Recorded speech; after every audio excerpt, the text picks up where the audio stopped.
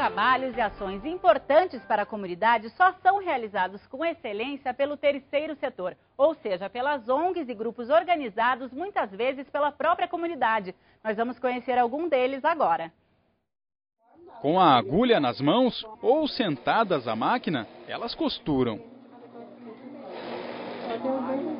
Toda quarta-feira à tarde é assim. Fazem touquinhas, sapatinhos de tricô, fraldas.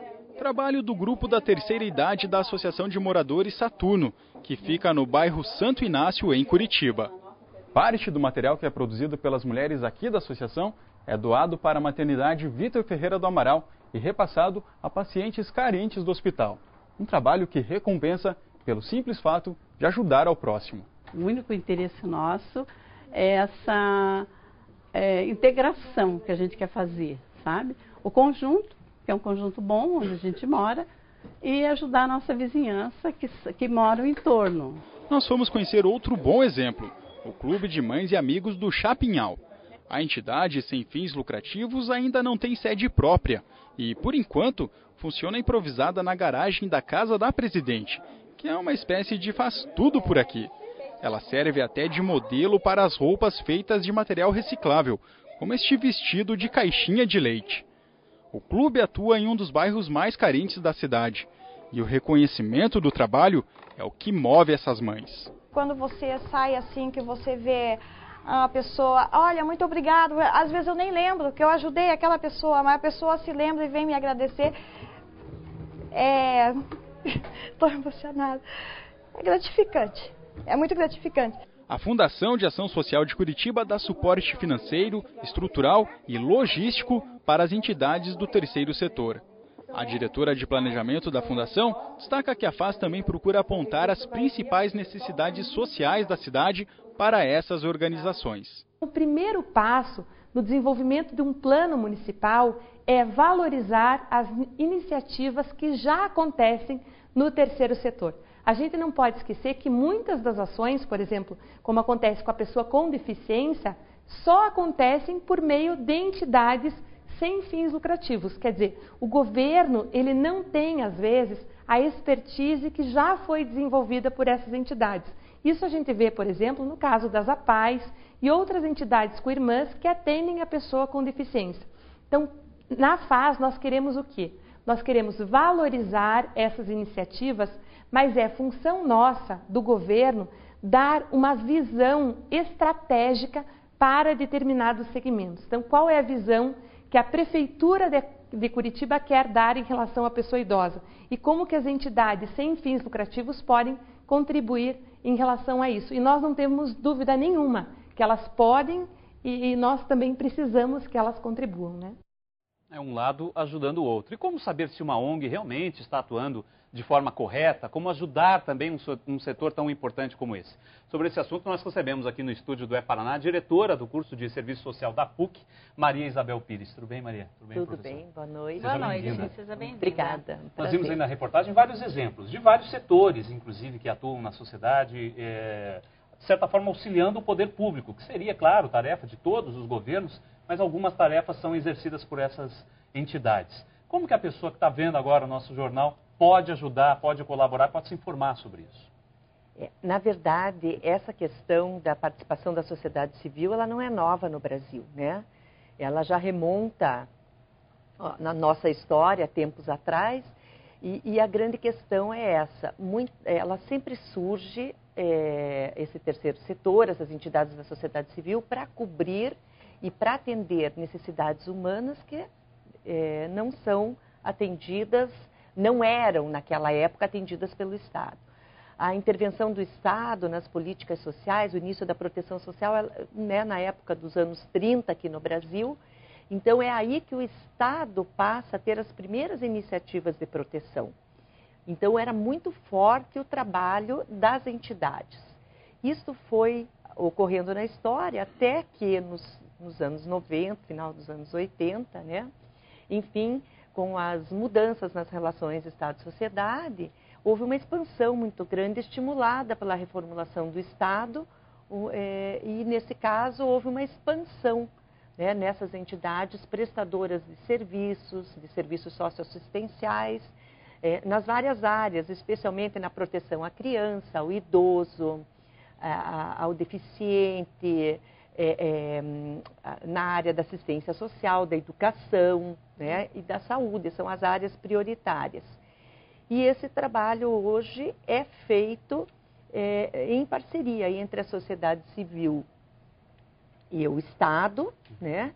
E quando a sociedade civil participa, ela utiliza de uma certa, sempre, de alguma maneira, recursos públicos. Exatamente sobre isso que eu queria falar com a senhora, porque independente de ser ONGs ou então OCIPs, muitas vezes eles acabam utilizando recursos públicos. Por isso a importância de uma fiscalização, né, dessas entidades. Exatamente. A Constituição de 88 foi muito marcante para as políticas públicas, né? E de lá para cá, essa regulamentação tem cada vez mais se tornado rigorosa, específica, tentando corrigir falhas neste sistema de controle social, de gestão das políticas, enfim, na parte de financiamento, participação da sociedade civil. Então, assim, hoje, o que nós vemos? Grande parte, a grande maioria das entidades participa na prestação de serviços públicos. Isso exige que ela utilize, né, ela recebe isenções de impostos e tributos. Isso é recurso público que ela está utilizando. E que precisa, claro, todo e que esse critério ser fiscalizado, não? Ser controlado, né, pela sociedade. Então, digamos que hoje o controle social ele tem que ser exercido por uma mão dupla. E nós temos várias instâncias da gestão democrática que fazem isso. Entre elas, os conselhos de políticas das várias áreas, das políticas setoriais, né, conselhos de assistência social, de saúde, de educação, e também os conselhos de direitos por segmentos populacionais. Então, conselhos de direitos da criança, do adolescente, do idoso. Esses conselhos são paritários, ou seja, tem participação da sociedade civil, que elege seus representantes, né, sociedade civil organizada, representantes de entidades, de movimentos populares, enfim, e do governo. Então, este conselho tem o papel, né, de fiscalizar, de deliberar, de controlar não só o uso do recurso, mas cumprimento dos planos de atendimento e também o exercício, o cumprimento dos programas, dos projetos, das políticas.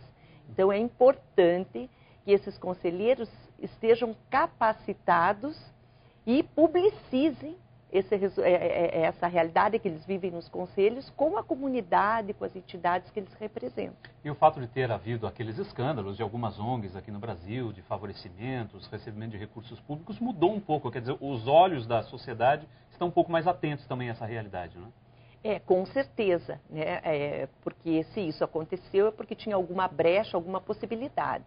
Então, o fato de hoje nós termos uma expansão tão grande nos mecanismos de regulação, nas legislações, é exatamente para ir fechando, né, e aparando essas arestas, né, justamente no sentido de não permitir que esses desvios ocorram e que essas entidades não caiam no descrédito da população e que também cumpram o seu papel de prestador de serviço público, porque eles executam financiamento público. Diretora, permaneça aqui. Nós vamos chamar uma reportagem agora que tem tudo a ver com o nosso assunto, porque é do nosso quadro Eu Faço a Diferença. Não poderíamos deixar de mostrar, claro, o exemplo de uma voluntária.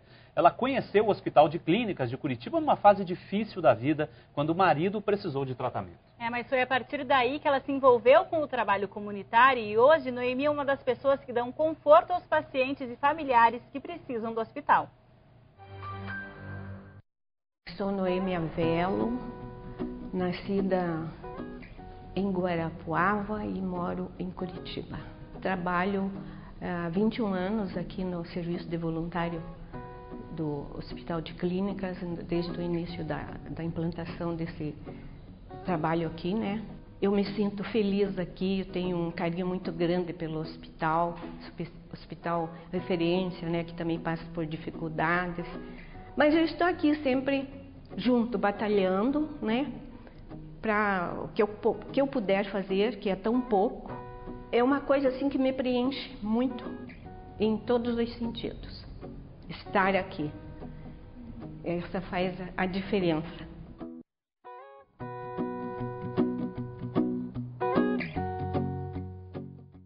É incrível como isso ajuda a pessoa a ter uma nova visão de vida, né? Às vezes ela abre mão de algum compromisso que ela poderia ter no seu dia a dia, mas como o trabalho voluntário às vezes muda o próprio jeito de viver de uma pessoa. Faz muito bem as pessoas, né? Com certeza, quem presta esse trabalho se beneficia muito do seu lado pessoal e espiritual, né? Mas eu acho que nós temos que nos convencer hoje que a prestação de serviços sociais, elas devem ter a direção pública, né? A direção, o governo, o Estado é o principal responsável nesta prestação e deve atuar com o apoio das entidades. Okay. E o trabalho voluntário, ele não pode ser um trabalho voluntário, eu faço o que eu quero, mas é um trabalho que deve estar a serviço da necessidade da entidade. Tá certo. E nós, em busca da qualidade, né, nós também torcemos muito e defendemos o trabalho profissional nas entidades, porque isso com certeza garante a qualidade no atendimento técnico prestado aos usuários. Perfeito. Obrigado pela sua participação aqui com a gente. Agradeço, Muito obrigada. foi um prazer. Uma boa noite. Boa noite. Boa noite. E no próximo bloco do É Paraná, servidores da Universidade Federal encerram a greve. Mas agora são os fisioterapeutas que cruzam os braços. Nós voltamos já já.